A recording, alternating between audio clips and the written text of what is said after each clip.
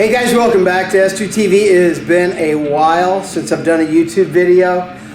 I apologize for that. I am going to start working on trying to do at least one a week where I'm compiling training videos, training vlogs, talking a little bit about what's going on in my mind, what I'm doing for training. Which leads me to, I just got done doing a little session. I'll show you here as we talk a little bit. Getting ready to do the Strong First Tactical Challenge at the end of this month. So it's been really fun to just have a little something to train for again. I do plan on competing in 2020 in powerlifting again. I'm not 100% healthy, but I'm strong and I feel really good.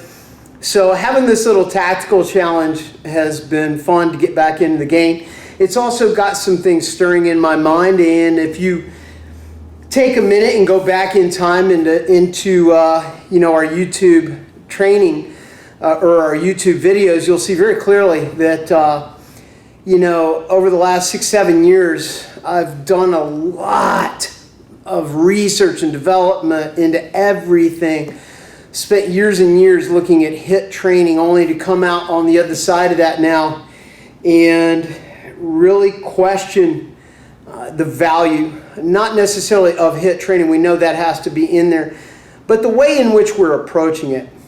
And I've really become a minimalist more than anything in the world. And over the years, I've trained just so many different types of fitness. And as I'm progressing in age and as I continue to learn more every single day and study more about this thing called fitness and especially strength training, I continue to challenge my beliefs every single day. And I think this is important as coaches and teachers, that we don't just rest on our laurels and say, you know what, I know it all and this is it. So with that being said, let's talk a little bit about kind of what I'm doing right now, what I'm training for, how I'm doing it, and why. So with that being said, one of the things that's really on my mind a lot these days is this discrepancy between a concept called maximal recoverable volume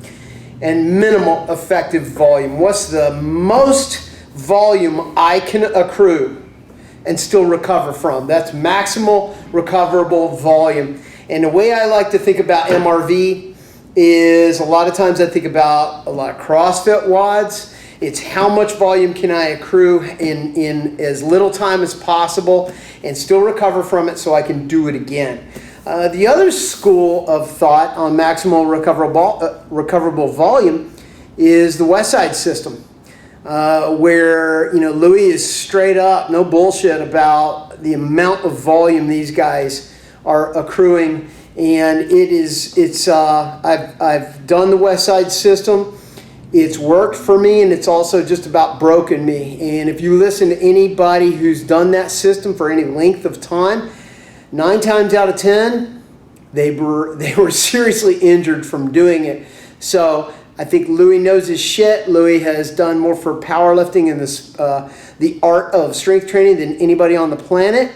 But you can't look at his system and just say, you know what, I'm going to do it the way Louis says. What you have to do is find what works for you. And at the end of the day, this is what we continue to be challenged with, is without a coach, without somebody who's writing programming for us, how do we know when too much is too much and it's not enough? So on the other side of this maximal recoverable volume, I'm going to train until I die or my femur pops out of my leg. The other side of that is minimal effective volume. And it's something that really is fascinating me, especially as a master's athlete, because I've noticed that, for instance, 2 years ago, I really started developing a hip injury. And I was getting tendinosis up in my hamstring and the ischial tuberosity, and I couldn't deadlift. So I trained for the state meet that year, not deadlifting. I squatted, I did some hex lifts, and I did some rack pulls with bands. And I ended up setting up, pulling a PR. I pulled 540 pounds for a master's state record, weighing about 175. So I had a PR without deadlifting, and that is the heart and soul of the conjugate system, which is Louis' system. So it's a tough one, guys, and I continue to probe and investigate and try to understand more and more about strength training. I'm going to write a book this year on the art of strength training, and I'm going to get knee deep into it. And the thing I'm really fixated on is this concept that strength is a skill. It isn't necessarily this product that comes because we're doing 5 times 5 sets of X amount of reps and X amount of sets, and we're accruing this volume and volume and volume, and to get stronger I have to keep pushing volume. Yes, we know volume has to be there, but once again, I happen to be experiencing for myself that more is not better. That if my practice is perfect, that if I'm really diligent about my practice, I only need 2 or 3 working sets, and I don't need a ton of warm-ups to get there. I come in, I do my practice, I do it well, I push heavy weights, and I'm able to frequent the lift more often so I get more practice. So at the end of the day, my goal is summation. What's the overall additive effect of the exercises, and how often can I get in and do them again, recover, get in and do them again, recover, get in and do them again. So we have to understand we can't be pushing maximum load all the time, but at the same time we have to be pushing enough load to induce strength training. Therein lies the conundrum, guys, that I'm going to get knee deep into. So I'm going to talk to you a little bit about the training I'm doing right now. And it is the Tactical Challenge for Strong First coming up. It's going to be fun. And it's hilarious where I am finding the obstacles in this. My goals when I started was to deadlift 500 pounds. And once again, to be able to just do that, I haven't really been deadlifting that much. And I'm going to shoot for it. 500 pounds, it is strict pull-ups from a dead hang, which I love. Kipping is fucking ignorant. I don't understand it. Why, where, how.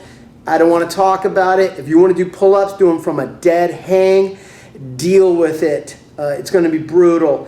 I am hoping I can get 20. I don't know. So far, I've trained up to 17. I'm doing a lot of different types of training for my pull-ups, trying to really increase my neural output. So I'm overloading the exercise when I start, and kind of practicing or playing with this neural response where I'm overloading the muscle, and then I'll come in and just do body weight.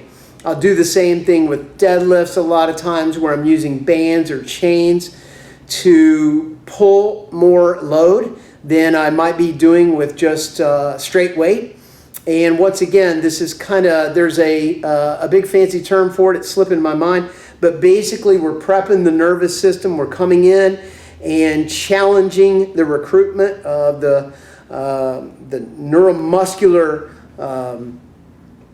coordination, where your central nervous system is commanding all the muscles to fire at once. And when we overload the system, your ability to do that with a lesser weight and move it faster is greatly enhanced. So I'm playing with a lot of neurological little fun stuff.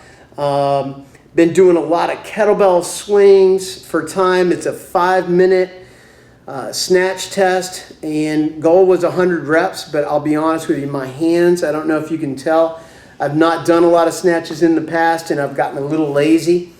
I've developed horrible calluses on my hands, and I do 10 snatches and the calluses are ripping out, so I can't do 10 in a row. It's not the weight, it's not the conditioning. I've been doing 125 swings in like 4 minutes. So it's not the conditioning, it's not the strength. It's the bell swiveling around in the hand is just freaking excruciating. So it's funny where the challenges come from. So it's going to be an interesting, fun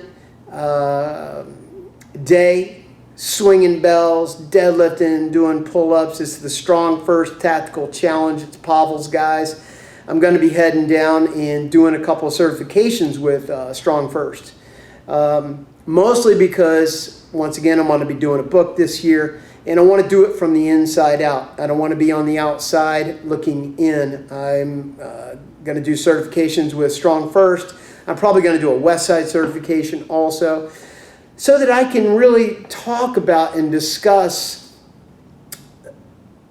from an understanding of exactly what it is that are the principles that make those schools of strength what they are, and be able to explain and articulate them to you, and then pick them apart. And we'll apply what works, and we'll get rid of the shit that doesn't, and we'll keep digging and discovering and figuring out what we got to do to be as strong and fit as possible in the most minimal possible way.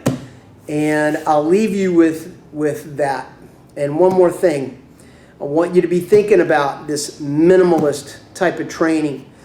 Bars, bells, bands, body weight. Those are the 4 things that I'm really trying to wrap my head around these days, is just this minimal training. How can I get the volume that I need, the frequency that I need, with as little amount of equipment as possible, and also use that equipment to increase the variety and type of training that I'm doing. So I appreciate you guys tuning in, and like I say, I'm going to try to keep doing these once a week, little training vlogs, catch you up, let you know what's going on in my world. Hope you all are well.